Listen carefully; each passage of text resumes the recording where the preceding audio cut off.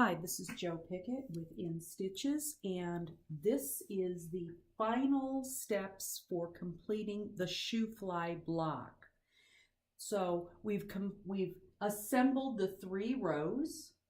I'm going to take a moment before I set my seams and press my seams. I'm going to take a moment to take a really good look at my intersections and see if I want to adjust any of them. And I don't know if you can see it here, but this one is just a little bit off. Let me move my camera for a moment. I'm going to put you on pause, move my camera so you can see this, but this one is just slightly off. This particular corner happens to be just slightly off, and I want to fix that. The other 3 look very good. So what I'll do is I will unstitch from about here to here. I'll unstitch that, and I will try to realign that particular corner.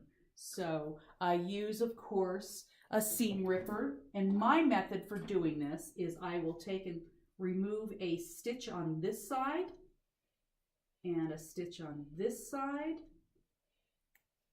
and I usually break where the seams intersect and open that up, turn it over, and find where I unstitched it right there, and find where I unstitched it right there, and then I can take a few more stitches out. Now, I prefer this method of unstitching because I know I'm not putting any stress on my seam or on the fabric. So I tend to be a little picky, as everybody knows. And then I can just grab the thread, kind of gently pull on it. There, my seam is now open. So I will take this and realign, feel it, and put a couple of pins in there on either side of the seam.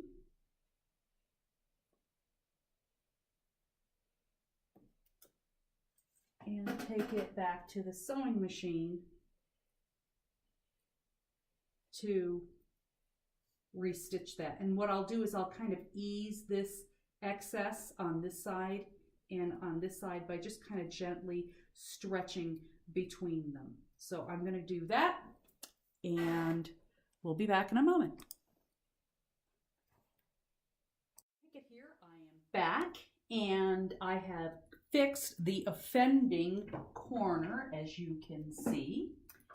And now what I want to show you is how I press the seams open with this block. And I use the spin mechanism for flipping my my intersections, so that this way my piece, my block, and my entire quilt lays as flat as I possibly can, so that when I long arm it, I've got a really nice flat surface. So the very first thing that I do, of course, is set my seam.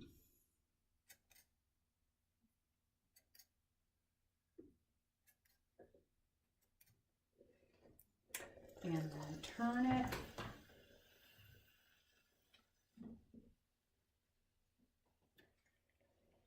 It's amazing how just setting your seams gets them to lay so much flatter. So the next step is I have to remove these few stitches right here from this horizontal seam. These vertical stitches need to come out on this side, and then of course this one, and then on the reverse as well. So here and here, here and here. So that's what we're going to do. And how I do that is I just take, this is an old seam ripper that's very, very dull because it's probably 40 years old. And I just take and unpick. I don't snip them, I unpick them so that this way there's still a little bit of thread there so that the seam does not continue to unstitch beyond my horizontal seam. So you just unstitch these. It's also the reason why I like to use a 2mm stitch, is to prevent that from occurring. So you just do unstitch all of those.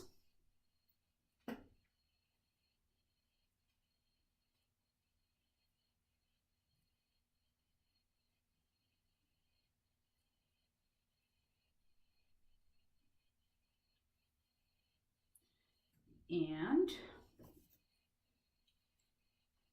same thing on this side.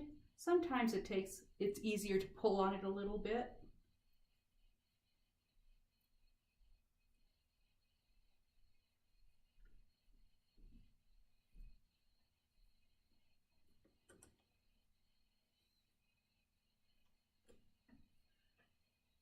This corner was being a little bit stuck. I need to get my glasses so I can see a little bit better. Oh yeah, there it is. I know that this takes a little bit of time, but the end result, in my opinion, is well worth it. Again, if you're not a picky person and you don't care about this, you don't have to do this. It's just that it really does make a big difference in how your quilt lays flat. So we are going to go this time. You're going to be dictated by how that seam gets opened as to which way the seams are going to be laying. So we lay it that way.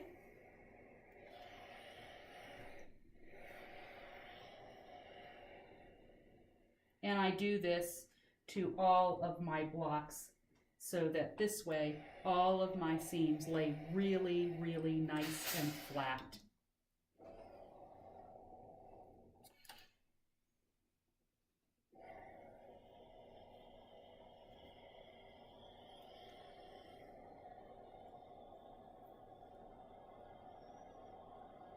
That seam up nicely.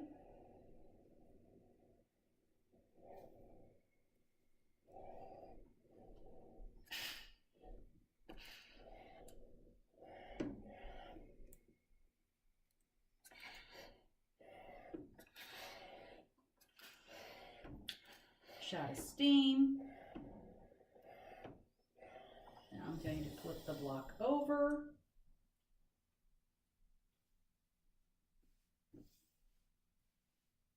I take this time to also clip any offending pieces of thread that may be poking out so that they don't get caught up in the long arming process.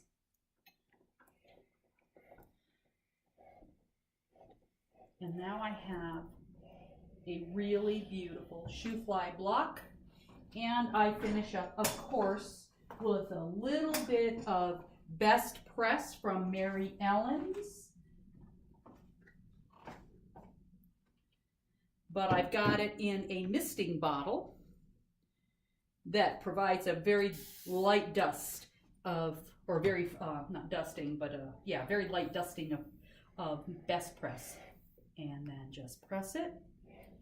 And this block is ready for the next step. There we go. And I do that for all of my blocks. And I try to do this, as I've said in the past, I don't try to do one block at a time, start to finish. I actually do this kind of in a production manner so that this way I get everything done exactly the same way. So it's a very repetitive process. So there is the pressing. The next step is to take this block, because I'm turning this into a sliced Shoo-Fly quilt. So I removed my pressing board, and I now have my cutting board. I am going to adjust my camera, so I'm going to put you on pause for a moment. adjusted my camera to get up a little bit higher, and now what I'm going to do is I'm going to show you how I turn this into a sliced Shoo-Fly block. This is very, very important that you follow this process so that this way you get as accurate as you possibly can. We never know precisely where the center is going to be in this, so what I do is I take 2 rulers, and I know that this is a 4-inch, approximately a 4-inch block. It's pretty darn close to it. It's probably, 3 and, 31/32 or something along that line. Now, what I'm doing is I'm looking at where does my line here on this side and this side, and I try to make them equal. So I need to go a little bit over to the left on this one, and a little bit to the right on that one, probably a little bit more, not too much. So, and I kind of eyeball this. Once I've done that, I take this ruler away, take my blade, and I slice. Leave it in place, gently lift my ruler, turn my block, and do the same thing to get my both horizontal and vertical cutting. And I try to be gentle so I don't have to shift things around. So this needs to go slightly to the left or to the right, all the way down the line. So quilting is never precise because it just isn't. Fabric moves, stitches move, but you can get pretty darn close. So that's good enough for me, and then I slice this way. So now I have my Shoo-Fly block, and I am going to turn this and the opposite. I turn my upper right and my lower left. It really doesn't matter which 2 you turn. You could do it the other way and turn the other 2, but whatever you do, be consistent throughout all of your blocks so you don't create confusion. Then I take this block, flip it over like this one, flip it over like this, and so that I know which side of the seam to sew, I put a pin here on both of them.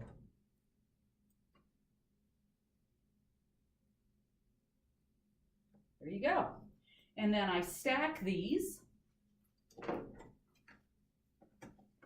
You'll see I have a whole stack right now, and I stack these so that they're ready to pull and start sewing.